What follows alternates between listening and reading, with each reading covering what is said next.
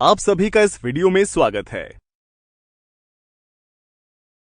आज हम इस वीडियो में वृत्त की परिधि और क्षेत्रफल यानी कि circumference and area of a circle के बारे में जानेंगे। जैसा कि आप सभी जानते हैं कि एक तल पर उन सभी बिंदुओं का समूह जो तल के एक स्थिर बिंदु से एक स्थिर दूरी पर हो वृत्त कहलाता है, जिसका क्षेत्रफल पाई आर की घात 2 होता है।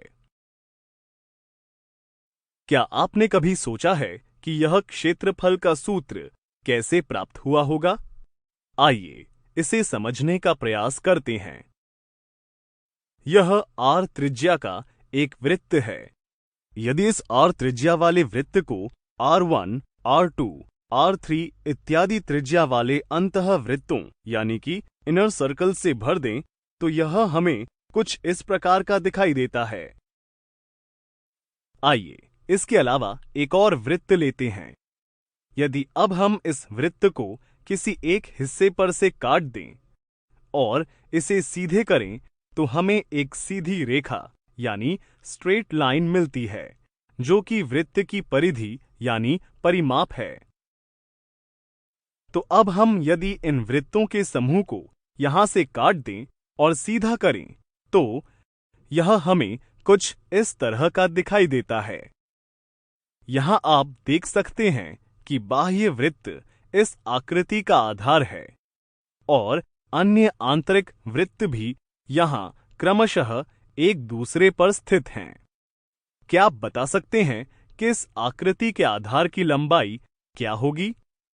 बिल्कुल सही, इसकी लंबाई 2 पाई आर होगा, क्योंकि यह बाह्य वृत्त से बनी रेखा है जो कि इस वृत्त की परिधि यानी परिमाप है।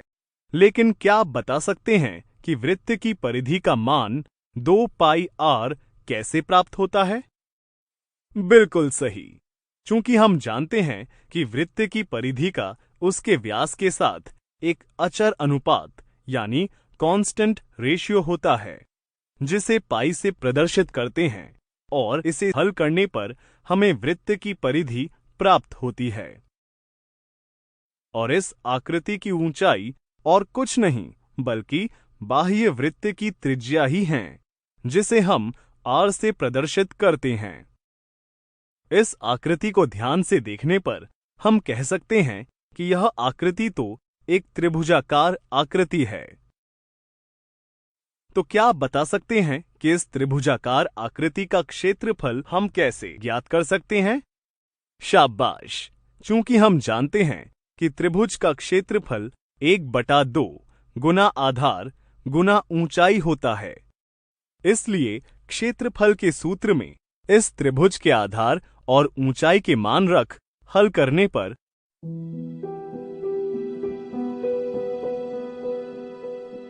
हमें त्रिभुज का क्षेत्रफल पाई आर की घात 2 प्राप्त है, जो कि वृत्त के क्षेत्रफल के बराबर होगा। तो अब आपको समझ आ गया होगा कि वृत्त का क्षेत्रफल पाई आर की घात 2 कैसे प्राप्त हुआ। क्या आप अपने आसपास की इन वृत्ताकार वस्तुओं का चित्र बनाकर उनका क्षेत्रफल ज्ञात कर सकते हैं? यदि हम इन वस्तुओं को कागज पर ट्रेस कर लें तो हम इनका क्षेत्रफल आसानी से ज्ञात कर सकते हैं। इस वीडियो में आज हमने वृत्त की परिधि और क्षेत्रफल का अध्ययन किया। अगले वीडियो में हम इस पर आधारित कुछ दिलचस्प उदाहरण देखेंगे।